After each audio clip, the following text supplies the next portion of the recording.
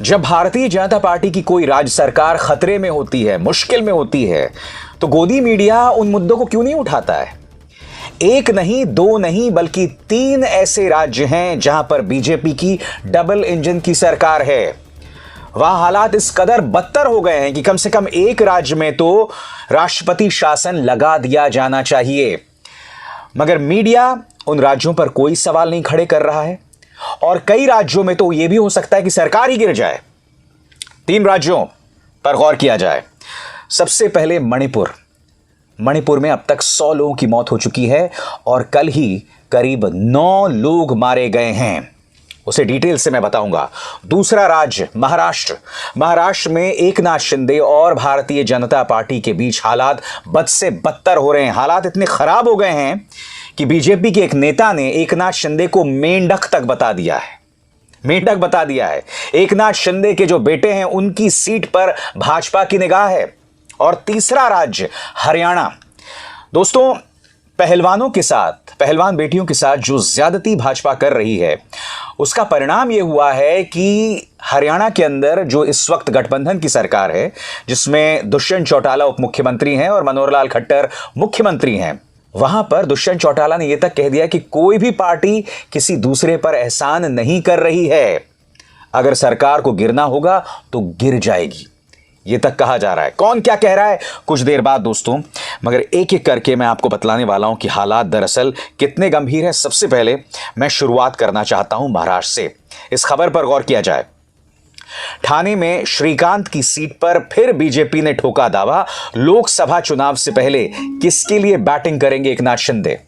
सबसे पहले दोस्तों, पत्रकार सुधीर सूर्यवंशी की एक खबर देखिए।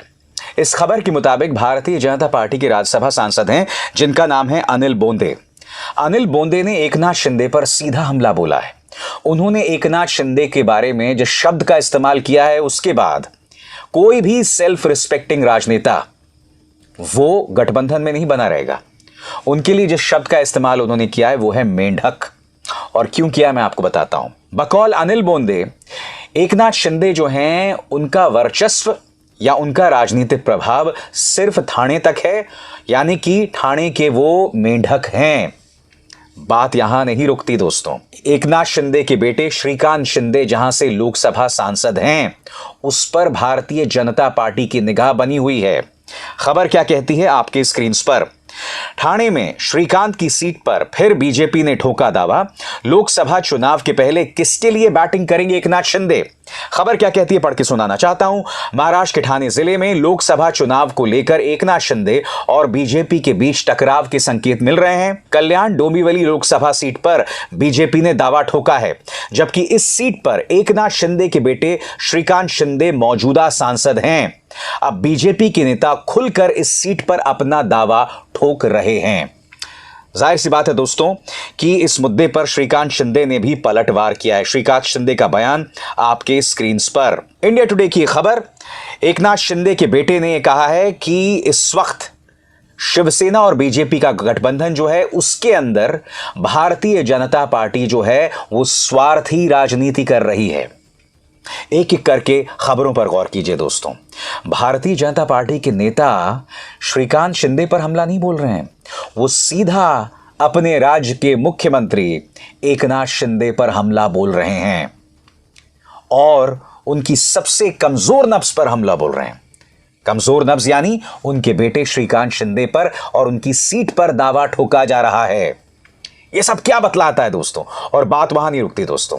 यह खबर देखिए जो आपके स्क्रीन पर आ रही है। इस खबर के मुताबिक अभी आने वाले दिनों में जो मंत्रिमंडल का विस्तार होने वाला है महाराष्ट्र में, उस मंत्रिमंडल के विस्तार में एकनाथ शिंदे के यानी शिवसेना के 5 मंत्रियों को ड्रॉप किया जा सकता है। ये खबरें अपने आप में बतलाती हैं कि एकनाथ शिंदे और बीजेपी के बीच में रिश्ते बद से बदतर होते जा रहे हैं। और एक और चीज पर गौर कीजिए, इस पोस्टर पर गौर कीजिए दोस्तों। यह पोस्टर जारी किया गया था जिसमें यह कहा गया था कि भाई केंद्र में नरेंद्र और महाराष्ट्र में एकनाथ शिंदे, डबल इंजन सरकार की तारीफ की गई थी। मगर क्या आप जानते हैं कि इस पोस्टर में देवेंद्र फडणवीस का जिक्र तक नहीं था? जबकि आप भी जानते हैं दोस्तों, आपने इस वक्त इससे पहले कई ऐसे वीडियोस देखे होंगे जहां पर एकनाथ शिंदे की मौजूदगी में देवेंद्र फडणवीस जो हैं वो उन्हें डोमिनेट करने के, उन पर अपना प्रभाव डालने की कोशिश कर रहे हैं। अब यह पोस्टर जारी किया गया है यह बतलाने के लिए कि भाई डबल इंजन की सरकार है और महाराष्ट्र में एकनाथ शिंदे हैं और केंद्र में बीजेपी है। इस पोस्टर में कहीं पर भी देवेंद्र फडणवीस नहीं है।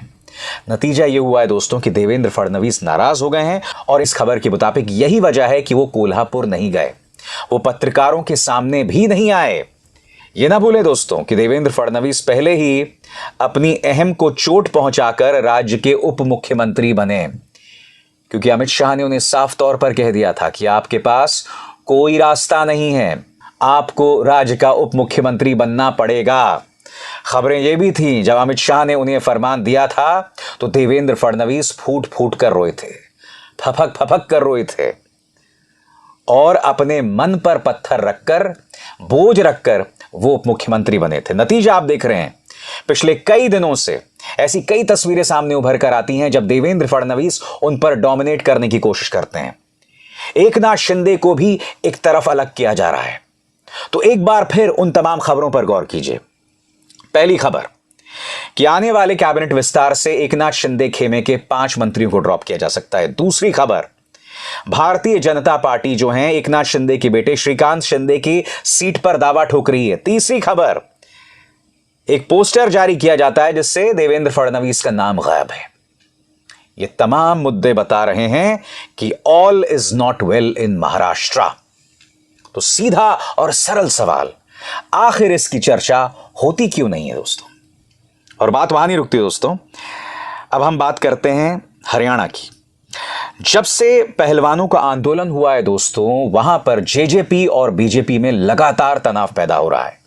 हालात इस कदर बदतर हैं कि दुष्यंत चौटाला तो ये तक कहने लगे हैं कि ठीक है भाई, सरकार टूट गई तो टूट गई, कोई पार्टी दूसरी पार्टी पर एहसान नहीं कर रही है। मगर दुष्यंत चौटाला भी फंसे हुए हैं, वो जानते हैं उनके पास विकल्प नहीं है। मैं आपको बतलाना चाहता हूं कि दुष्यंत चौटाला ने दरअसल कहा क्या था आपके स्क्रीन पर। राज्य में स्थिर सरकार चलाने के लिए केंद्रीय गृह मंत्री अमित शाह के नेतृत्व में दोनों दलों के बीच गठबंधन किया गया था। गठबंधन करने के पीछे कोई मजबूरी और कोई निजी स्वार्थ नहीं था। दोनों पार्टियां गठबंधन में अगला विधानसभा और संसदीय चुनाव लड़ने को तैयार हैं और अगर किसी ने अपना मन बदल दिया तो हम कुछ नहीं कर सकते। अगर दोनों पक्षों के बीच कोई कड़वाहट उभरती है तो हम खुशी खुशी अलग हो जाएंगे। सुनिए उन्होंने क्या कहा दोस्तों। तो भारतीय जनता पार्टी और जननायक जनता पार्टी का गठबंधन माननीय अमित शाह जी के घर पे हुआ था 10:30 बजे और मुझे लगता है दोनों पार्टियों ने एक दूसरे से चर्चा कर सहमति कर प्रदेश में गठबंधन किया। मुझे नहीं लगता किसी ने किसी पे एहसान किया। प्रदेश कैसे समृद्ध होकर प्रगति के पथ पर चले, इस विजन के साथ दोनों पार्टियों ने मिलकर प्रदेश में सरकार चलाई। तो आपके जहन में एक सवाल होगा कि आखिर क्यों जेजेपी और बीजेपी के बीच में तनाव हो रहा है इस वक्त? तो तनाव की वजह सबसे पहले पहलवानों का प्रोटेस्ट, उसने दुष्यंत चौटाला पर जबरदस्त दबाव बना दिया है। और दूसरी और अहम बात आपके स्क्रीन पर बिप्लब देव, ये व्यक्ति जब से इनका हरियाणा में प्रवेश हुआ है, क्योंकि त्रिपुरा के मुख्यमंत्री के तौर पर उन्हें हटा दिया गया था, जब से हरियाणा में इनका प्रवेश हुआ है हालात बद से बदतर होते जा रहे हैं। खबर क्या है कि तनाव क्यों हो रहा है? बीजेपी और जेजेपी के बीच तनाव की बात उस समय सामने आई जब भाजपा के हरियाणा प्रभारी बिप्लब कुमार देव ने इस हफ्ते दावा किया कि पूर्व केंद्रीय मंत्री बीरेंद्र सिंह की पत्नी प्रेमलता अपना अगला विधानसभा चुनाव उचाना से जीतेंगी। अब मैं आपको बता दूं दोस्तों, इस सीट पर दुष्यंत चौटाला का वर्चस्व है। तो जैसे उनका यह बयान आता है, दुष्यंत चौटाला जो है वो पलटवार करते हैं और क्या कहते हैं? बाद में दुष्यंत ने यह कहते हुए जवाब दिया कि वो पेट दर्द वाले लोगों के लिए दवा नहीं हो सकते। उन्होंने यह भी साफ किया कि उचाना उनकी कर्म भूमि है और वो अगले चुनाव का जवाब वहीं से देंगे।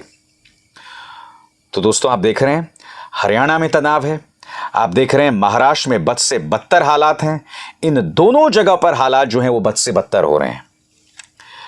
मगर कोई भी गोदी मीडिया उसकी बात नहीं करेगा। चलिए, इन दो राज्यों में तो हालात राजनीतिक हैं, मगर मणिपुर, कल एक बार फिर 9 लोग मारे गए हैं दोस्तों, 9 लोग। अब तक 100 लोग मारे जा चुके हैं। भारतीय जनता पार्टी की डबल इंजन की सरकार यहां पर कंट्रोल नहीं कर पा रही हालात को।